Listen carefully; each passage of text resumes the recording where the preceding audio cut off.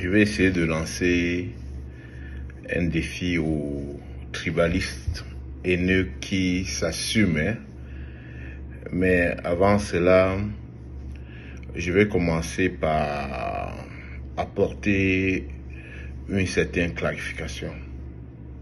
Notamment, il faut que les gens sachent qu'il est fondamental de reconnaître que la nationalité et les compétences ne devraient pas être limitées par l'origine ethnique ou nationale.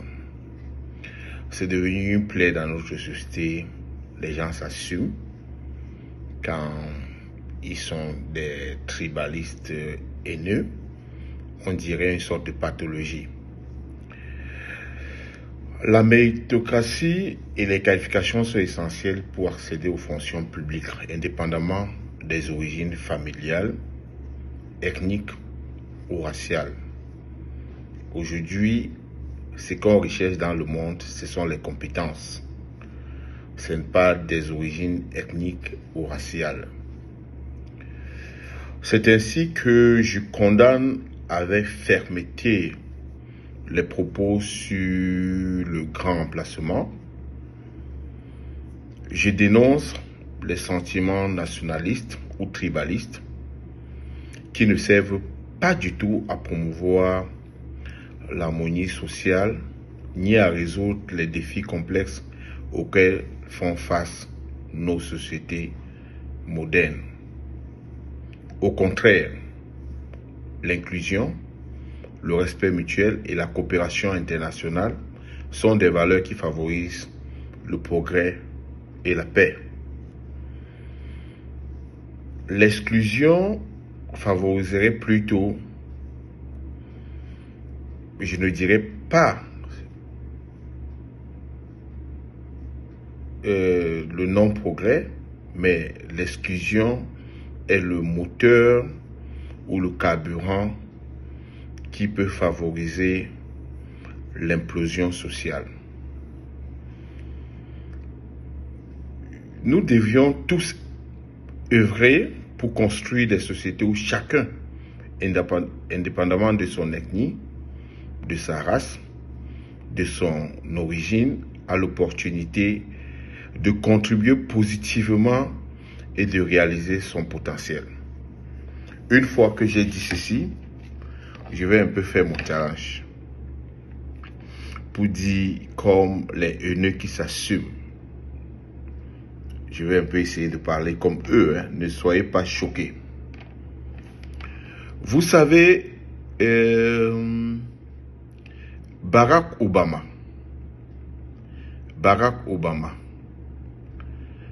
est un Africain,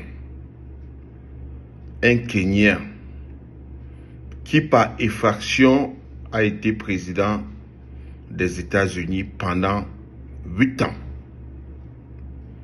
Je me pose bien la question de savoir si un Américain peut être président au Kenya.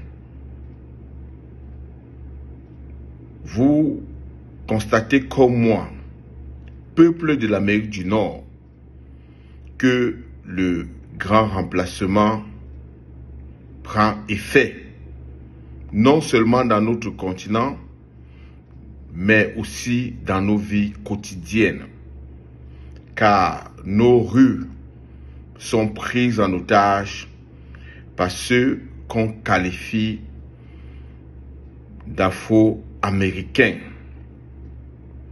Est-ce que naître aux États-Unis de parents kenyans fait de vous un Américain quand on sait d'où vous venez? Pourquoi Barack Obama, qui avait sans doute une forte admiration pour la fonction présidentielle, n'a pas choisi d'aller être président au Kenya? Il représentait qui aux États-Unis pendant ses 8 ans de mandat? Sinon ses frères du Kenya et ceux d'Afrique.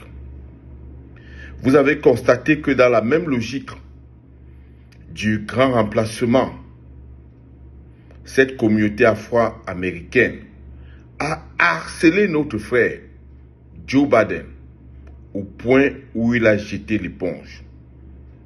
pour se faire remplacer par qui?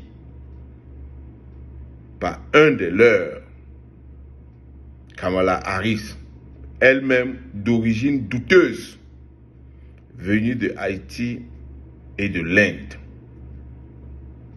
Pourquoi son rêve n'est pas d'être présidente à Haïti? Pourquoi son rêve n'est pas d'être présidente en Inde? Qu'est-ce que nous avons fait au bon Dieu pour mériter ce grand remplacement au point où les gens abandonnent leur continent, leur pays pour venir occuper notre place? Je demande au peuple d'Amérique du Nord de joindre sa voix à la mienne pour que nous dénoncions ce qui nous arrive. Nous sommes tout simplement victimes du grand remplacement. C'est ainsi que je lance un appel à tous les enfants de l'Amérique du Nord. D'ailleurs, je ne vais pas m'arrêter en Amérique du Nord. Je prendrai mon bâton de pèlerinage pour aller en Europe sensibiliser d'autres blancs pour que, en fin de compte, nous puissions soutenir Donald Trump, qui est un de nos enfants. Qu'il soit méchant, qu'il soit idiot, qu'il soit bête, c'est lui que nous devions porter à la tête des États-Unis. Car ils n'ont jamais demandé le bilan à l'un de leurs. Nous devons faire pareil. Notre communauté se meurt. Notre communauté risque de disparaître parce qu'ils nous opposent quelquefois l'intelligence et le nombre.